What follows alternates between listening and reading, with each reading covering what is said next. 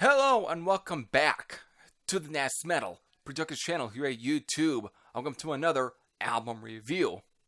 Now I know, it definitely took me 3 months to finally review this album, but here I am reviewing it. That's of course the sixth studio album from Ram titled The Throne Within, which was released back on September 13th of this year. You know, what is it with Ram? It seems like the minute they went on the Metal Blade Records, they have been on a roll this whole past decade. I mean, from Death in 2012, Subversum in 2015, Raw or Ramrod in 2017, and now here we are in the last, pretty much the last part of the decade being 2019, and what an album they chose to create to end off the decade. And and again, with this album, it just seems to prove that why they probably are one of the best bands to come out with within the past decade.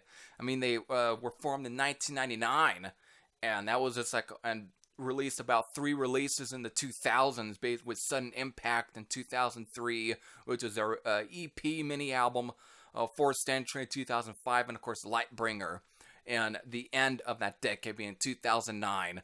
But it just seems like the minute that the 2010s, this has been their decade, and this album fucking proves it. The Throne Within is a fucking killer heavy metal album from start to finish. I mean, pretty much around, was it just basically 49 minutes long, but it's just a great album.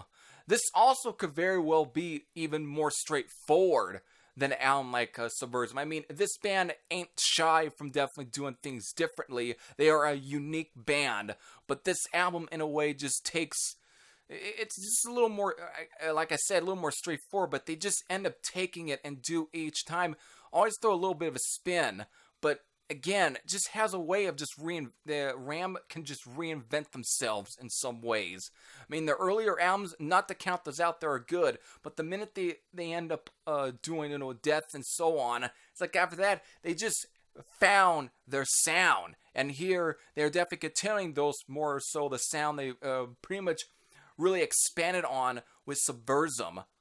I mean, again, Ramrod, it was a very interesting album, but this one just does it. I mean, I could probably just end the video there, but we're already, 2 minutes in, and we're almost close to 3 minutes, but fuck it.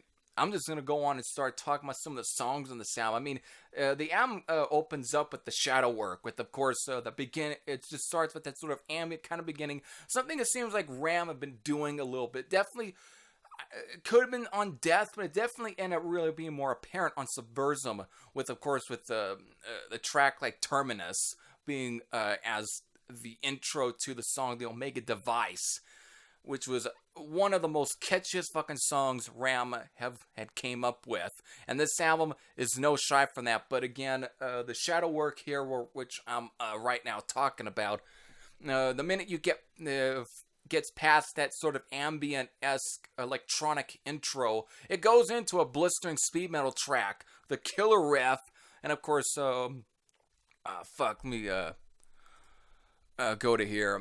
Oscar Carlquist, which I just drew a blank there and had to go on to Metal Archives, which I've been on anyways. But again, with his definitely recognizable voice, I mean, Oscar Carlquist has a recognizable voice, and to me, is one of the key things of what makes Ram, alongside, of course, right now, the 2 twin guitar attack between Henry Granroth and, of course, Martin Johnson, of course, debuted in 2013. And it just seems that this is pretty much the most stable lineup since then. And right here, it's just a lot of killer guitar work from these two, and some great, of course, drummer. Let's not count him out. Morgan Peterson, or Peterson, whatever. Fucking killer drummer. The way he pounds on these drums throughout the entire one with his unique fills and his unique style just adds to the overall great uniqueness and just entity that Ram is, and you definitely get that. And the minute after the shadow work, it goes into Blades of Betrayal, which is another killer fucking track. Just again, classic Ram at this point, and of course it keeps. And again, the classic Ram just keeps rolling on. With of course the very catchy, very hooky Fang and Fur, to of course the definitely one of my favorite tracks on this album being Violence is Golden, which is another ripper of a song. I mean, the song is a face ripper from just start to finish. I mean, you can literally hear those classic-esque 80s Judas Priest style riffing, almost again very similar to me a song like Eat You Alive, or Eat Me Alive, I think it was titled off of Defenders of the Faith. It just has that sound to it, and it's just fucking amazing with a little bit of Merciful Fate just add into there just for extra measure. It just keeps that sound, almost sounds fucking dangerous. It's amazing of a track. And of course we get to another hooky track, that being The Trap. Now, before I get any further with this album, I do have to definitely coming up with another thing to describe Ram. You know how you always hear certain bands, let's say like maybe Metal Church in some aspects, or Iron Maiden. I've always heard some of those two bands at times almost being looked at as thinking man's metal. Same thing with like maybe early Queensryche or Fate's Warning. I think in a way Ram are just up there as another one of those thinking man's metal bands, and with the song like The Trap, you can't get any more because it's got that sort of what is it? I just had it before coming with this review. Don't believe what you see anywhere, so type of mentality. It just has that on the whole thing. Basically, though, don't see what you believe on TV sort of mentality, and it definitely adds in to the fact that to me, Ram are definitely one of those thinking man's metal band kind of bands or so. It's just again another killer track. Definitely has that sort of very Merciful Fate-ish kind of stuff, or King Diamond-ish, more similar like songs like Shrine or so, or the riff to Halloween. Just that sort of almost mid-pace, slow, almost grab you by the jugular, heavy mid-pace kind of tracks. Just great stuff. Or Accept style, that it's just got that kind of feel to it. Of course, again, the second half of the album, with, of course, No Refuge, being probably the longest song on this album, which is basically clocking in over 7 minutes. Shit, I just forgot about Fang and Fur. I just had a timestamp through it because of, in the middle of that, because of, before I get to talk about, or dive into a bit of No Refuge, I should definitely bring up Fang and Fur. There is right within the middle of that track, I stamped it at the 3:15 mark. It definitely slows down a little bit. It definitely has a sort of melodic feel, like acoustic kind of part. Before around the 4:05 mark, it picks back up. Here they do the same thing with No Refuge. Basically, at the 4:05 mark, after a blistering, catchy ass solo for the song, because No Refuge is another sort of very anthemic, almost slightly power metal sounding track, very US power metal like I get from, almost reminding a little bit of Fate's Warning, something like off of like The Spectre Within.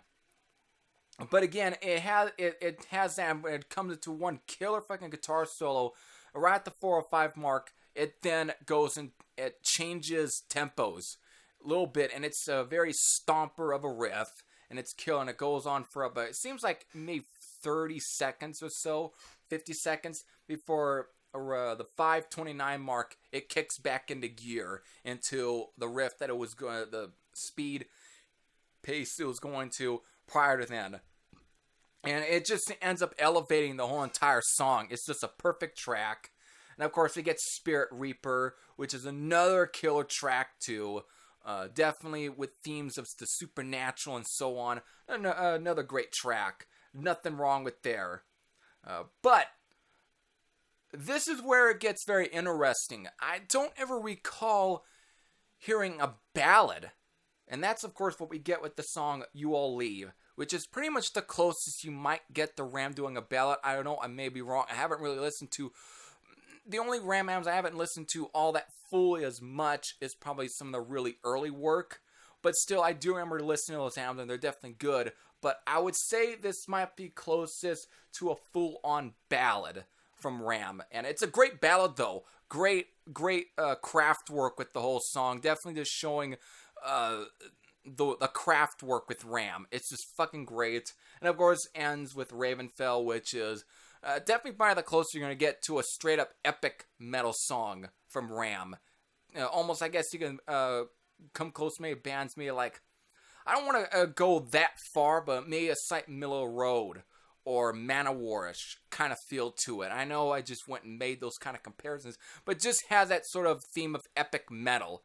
And it's a great track. And of course, let's should bring up that there are some guest vocals from singer, let me go to here, the guest, Alan Averill, who I'm not much familiar with, and looking at some of the bands I'm not very familiar with. However, he's got a great voice, definitely adds to the whole song with his tone, very deep, very hard. Definitely kind of reminds me a little bit of Mark the Shark Shelton, the late Mark the Shark Shelton. So it definitely kind of why I think it gives off that kind of just that whole feel, why it gives off that comparison. So overall, this is another fucking great killer album from Ram. There's just nothing bad on here. The way they're able to craft some of these songs is pretty damn amazing. The fact that they're going on, this has been their second decade, and now we're going to the 2020s, which will be the band's third decade. They're almost getting close to being, they're right now almost veterans at this point. It's freaking crazy, and you may not think that, but if you add up the statistics and so on, I know I just butchered that word, because I'm not very good with using that word in some ways, but whatever, we can just roll on with it. If you just add all that up, in a way, Rammer's getting close to being veterans at this point. It'll be their third decade, and right here, they're pretty much showing probably their prime, but the minute we get to the second decade, or at least their third decade as a band, it really, the time, let's see what time says.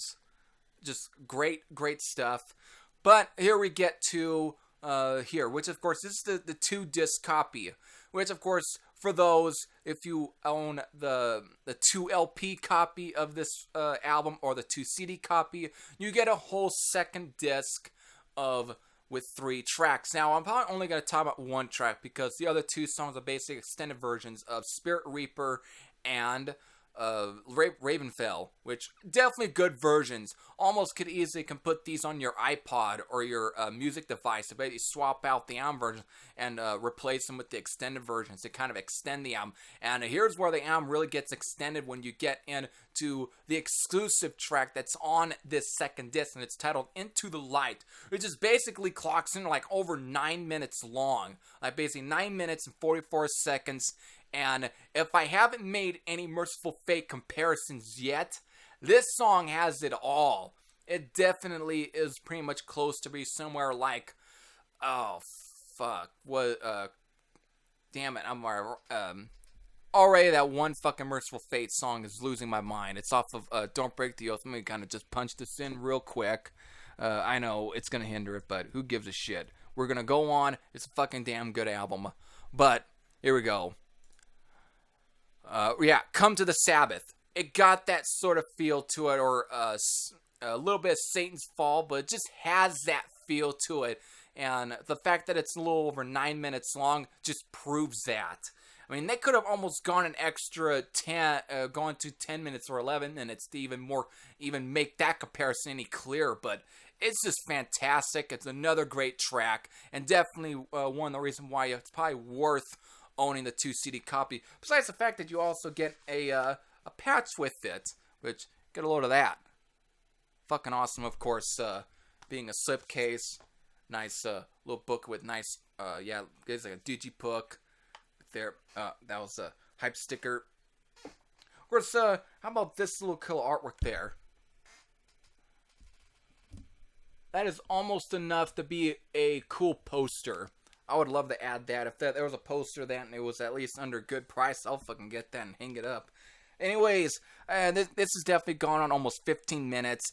I mean, shit. I mean, this sounds 49 minutes. Why can't I go the extra length with this video?